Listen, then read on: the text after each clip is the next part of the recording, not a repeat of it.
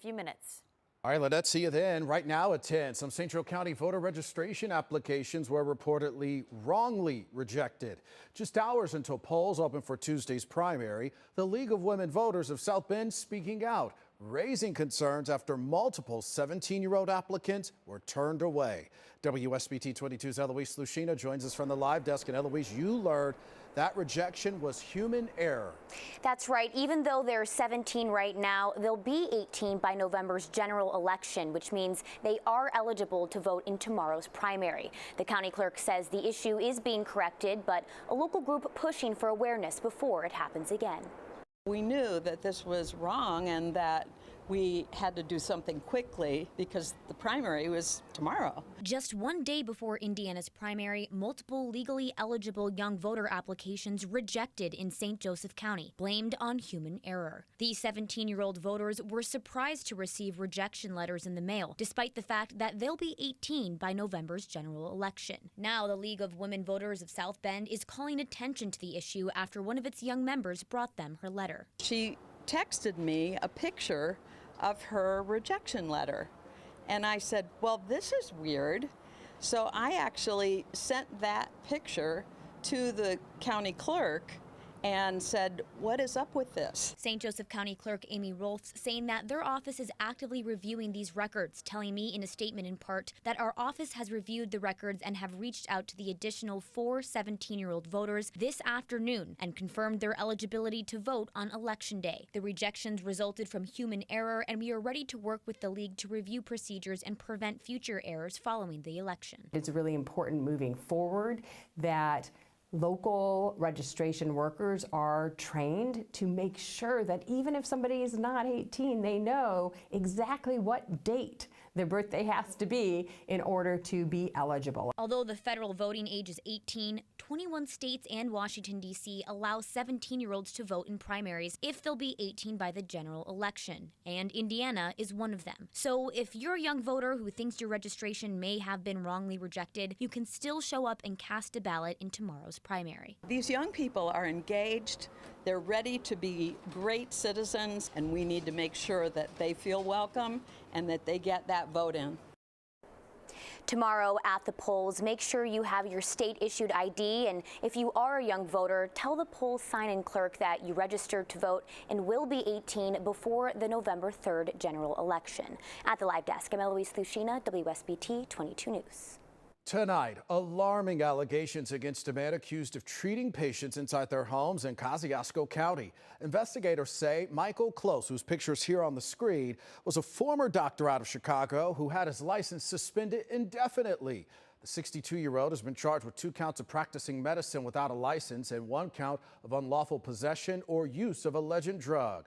WSBT 22 Cicely Porter has the story now at 10. It all began last Thursday when the Warsaw Police Department received a tip from someone who was concerned for a Kosciuszko County woman's mental health and cognitive abilities after receiving at-home injections from Michael Close. According to court documents, a detective went to the woman's home that following day. There he found Close's vehicle and inside, syringes and vials. The detective ended up talking with Michael Close, who admitted to injecting B12 medicine into the woman. He also admitted that his Illinois medical license was suspended and he never received an Indiana medical license. Police then searched Close's vehicle and found multiple legend drugs. The Illinois Department of Financial and Professional Regulation confirmed to police that Close's Illinois medical license had been indefinitely suspended in March. The female victim not alone, as detectives talked with others who stated Close administered a new drug through an IV to help with seizures and Alzheimer's at a home in Kosciuszko County between September and December 2025. Close is being held at the Kosciuszko County Jail in lieu of a $100,000 bond. New for you at 10, a woman facing troubling charges accused of leading officers in Marshall County on a dangerous police pursuit Saturday night. Investigators say 31-year-old Kamika Shanique Gibbs, whose picture is here on the screen, was driving erratically on US 30 near Iris Road when an off-duty officer attempted to stop her after she nearly hit him. Police say Gibbs failed to stop and continued at a high rate of speed into Stark County, where her vehicle struck a semi, then hit a Plymouth police cruiser before ending up in a ditch. Gibbs was taken into custody. A Plymouth officer was taken to the hospital with minor injuries. And developing here at 10, police say a U.S. Secret Service agent shot an armed suspect near the Washington Monument in D.C. Investigators say the Secret Service spotted a man carrying a gun and followed him. That man attempted to run away, and investigators say he fired at the officers, who returned fire. The alleged gunman was taken to the hospital. No word on his condition tonight. Authorities say a child suffered a minor injury during the incident. It was also taken to the hospital. The White House was briefly placed on lockdown, according to the Associated Press. Large airlines like Delta, United, American, they're all stepping in to help passengers who booked flights with Spirit Airlines before the company suddenly shut down operations over the weekend. As Sinclair's national correspondent, Dr. El Nashar reports, the air travel industry's list of problems includes much more than the closure of Spirit.